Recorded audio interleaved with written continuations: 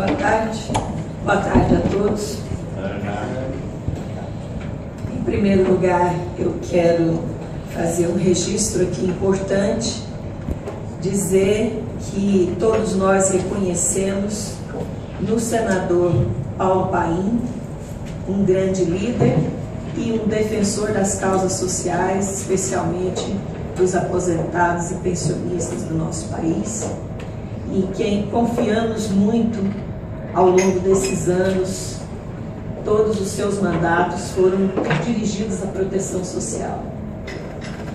E já parabenizando também pelo seu aniversário, que eu estarei lá também. Quero cumprimentar todos os meus colegas e amigos aqui de mesa, cumprimentar as centrais que estiveram na mesa anterior e dizer a vocês que os auditores fiscais do trabalho enxergam nessas duas medidas provisórias um claro e perverso assinte aos trabalhadores brasileiros. Nós viemos pedir ao Congresso Nacional a rejeição. Nós, como muitos outros, fizemos emendas, todas elas de natureza supressiva. Mas nós não acreditamos que essas emendas vão ter o sucesso necessário para garantir que essas emendas sejam aprovadas de forma a favorecer os trabalhadores. Nós estamos diante, assim, de uma realidade dentro do parlamento brasileiro muito difícil. A bancada que defende os servidores públicos e os trabalhadores está muito reduzida nas duas casas. Então, não acreditamos que a gente vai ter sucesso numa votação aqui. Nós achamos que elas têm que ser rejeitadas. É claro que o nosso trabalho não para aqui. Nós também ingressamos no judiciário como amicus curiae na ação direta de inconstitucionalidade proposta pela Anfip. E vamos entrar também na ação que foi só contra 664. Né?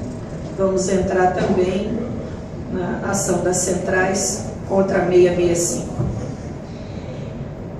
Em relação a 664, o senador inclusive leu aqui uma pergunta.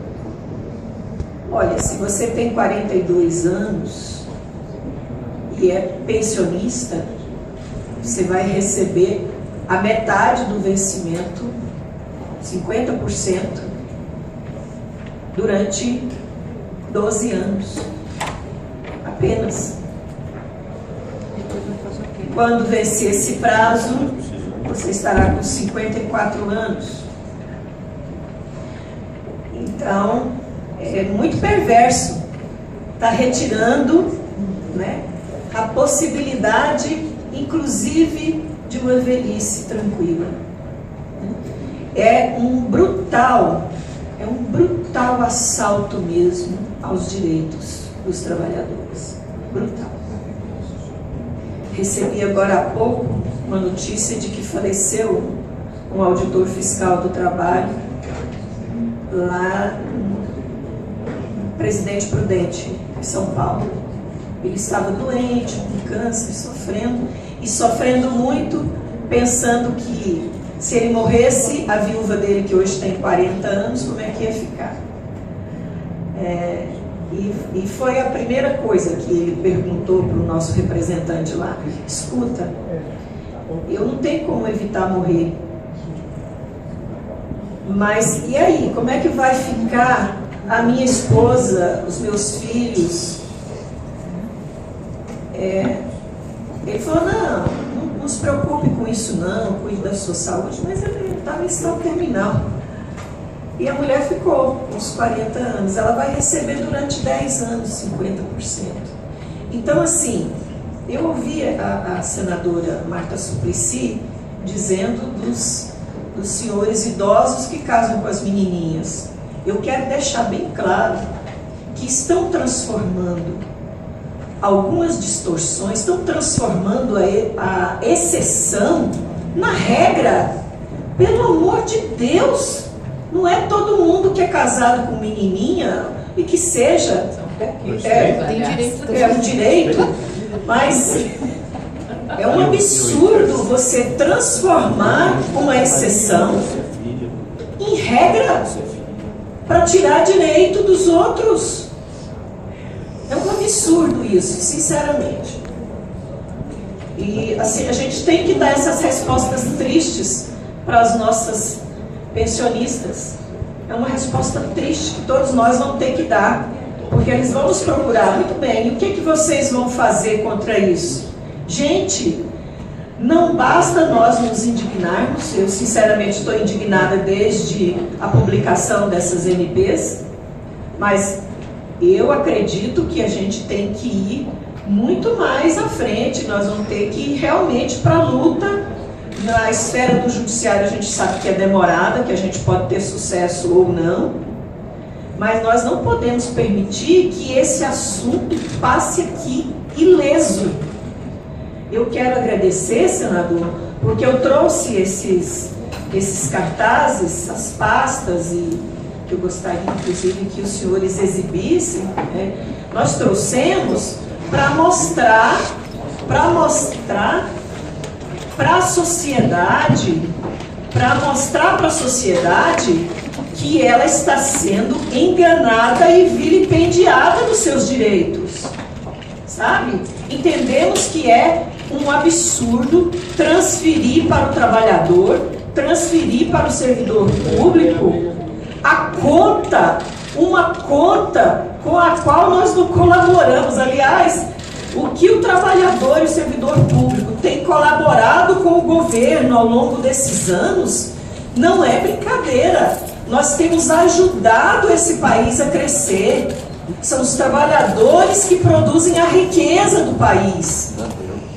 Eu ouvi aqui antes alguém muito preocupado porque os parlamentares não estariam conseguindo financiamento das suas campanhas porque estavam contra o PLP 4330 da terceirização. Olha, tudo bem, precisa de financiamento de campanha, nós somos a favor da reforma para não ter mais financiamento de empresas, né? Mas você imaginar que vou ficar refém dos empresários porque senão eu não vou ter financiamento de campanha, eu quero dizer que o voto do empresário vale o mesmo tanto que vale o voto do trabalhador.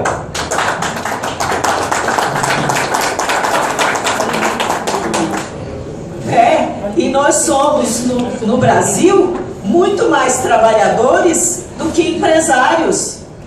Como diz o grande economista Marshall Postman, a riqueza no Brasil está concentrada em 5.000 famílias, né? E essa grande maioria aí está completamente desprovida dos seus direitos, com 2 MPs, com 2 penadinhas.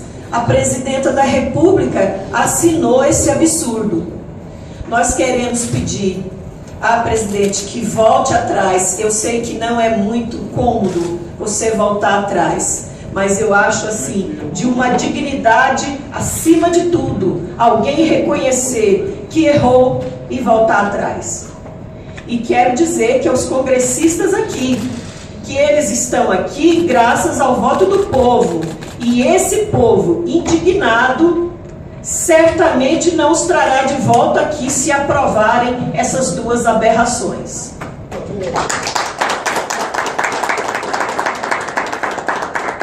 Quero dizer também acerca da MP 665, que estão retirando o abono salarial que está previsto na Constituição. Só por esse motivo já é inconstitucional a MP 665. Estão aumentando o prazo para poder requerer seguro-desemprego. Nós, auditores fiscais do trabalho, que vamos lá no chão da fábrica, lá dentro do comércio, que vamos lá nas fazendas, eu vou dizer para vocês, existe uma grande rotatividade nesse país. Estão sendo penalizados os nossos jovens, aqueles que procuram o emprego, o primeiro emprego. As empresas hoje, boa parte que empregam esses jovens são as terceirizadas, onde a rotatividade é garantida. Imagine quanta gente, quantos trabalhadores prejudicados. Em relação ao seguro-defeso, disse muito bem aqui uma pessoa que me antecedeu. Para que ele foi criado? Era para garantir, gente, a proteção ao meio ambiente de trabalho, ao meio ambiente social, para garantir que não houvesse abuso na pesca. Porque o pescador realmente não vai ficar lá passando fome com sua família. Ele vai dar um jeito, ele vai pescar, mesmo contrariando a lei, porque ele não vai passar fome. E não vai deixar sua mulher e seus filhos passarem fome. E uma coisa muito grave, ainda transferiram o controle do seguro-defeso para o INSS. Ora, o seguro-defeso, desde que surgiu, ele é controlado, é pago pelo FAT, controlado pelo Ministério do Trabalho, que já tem, ao longo dos anos, a estrutura adequada e necessária para fazer esse controle. Aí passa por uma medida provisória para o INSS, que faz o seu trabalho brilhantemente, mas ele não tem a estrutura para fazer o controle do seguro-defeso. Alguém disse aqui, olha, agora vai ficar tão difícil a pessoa se credenciar como pescador, e vai ficar mesmo. Imagine um órgão que não tem estrutura para fazer esse controle. Por que tirou isso do Ministério do Trabalho? Qual a justificativa? Eu quero dizer para vocês que nós, auditores fiscais do trabalho, somos contra toda e qualquer fraude, corrupção, qualquer tentativa de burlar o Estado e burlar a lei. Entendemos que é preciso fiscalizar o cumprimento da lei. Recentemente, o ministro do Trabalho divulgou um plano para aumentar a arrecadação do FGTS. Eu tive que emitir uma nota pública para dizer que não há fiscalização sem fiscais. Muitos que me antecederam aqui disseram. O nosso quadro aprovado por lei é de 3.644 vagas. Hoje nós temos 1.000 cargos vagos. Então, isso para todo o país, para fiscalizar todas as relações, tudo que diz respeito à relação de trabalho, segurança e saúde no trabalho e arrecadação do FGTS, para combater trabalho escravo e combater trabalho infantil.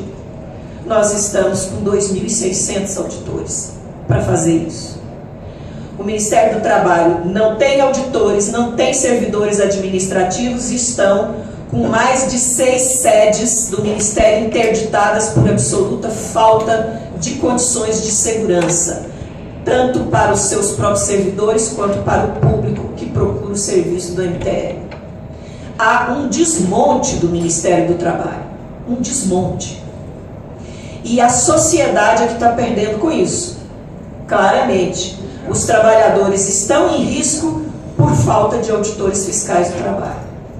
Nós entendemos que é preciso reestruturar o Ministério do Trabalho e Emprego. Se há falha, se há problema, se há distorção, vamos corrigir. Vamos corrigir. Mas, por medida provisória, sem consultar a sociedade, sem consultar centrais, sem consultar ninguém, a não ser um grupinho econômico que tomou conta desse país, que está ditando a ordem, o que é que se deve fazer ou não. e nós pagando, todos nós, uma conta altíssima por isso, sem nada que aponte para a solução real. Isso aqui é o mais triste. O que será feito com tudo que estão economizando? O que será feito? Vai só para pagar o juro da dívida? Essa dívida é impagável? Que nunca foi auditada, nós somos pela auditoria da dívida, né? Eu sinceramente gostaria aqui de ter notícias assim interessantes, boas, para dar para os colegas aqui, para todos vocês aqui. Mas nós não temos, por enquanto, a não ser a nossa esperança na força da luta da classe trabalhadora e dos servidores públicos. Porque, com certeza, nós não vamos deixar que isso aconteça. Nós vamos até o fim para tentar e vamos conseguir impedir a aprovação dessas duas aberrações que recebem título de medida provisória. Muito obrigada.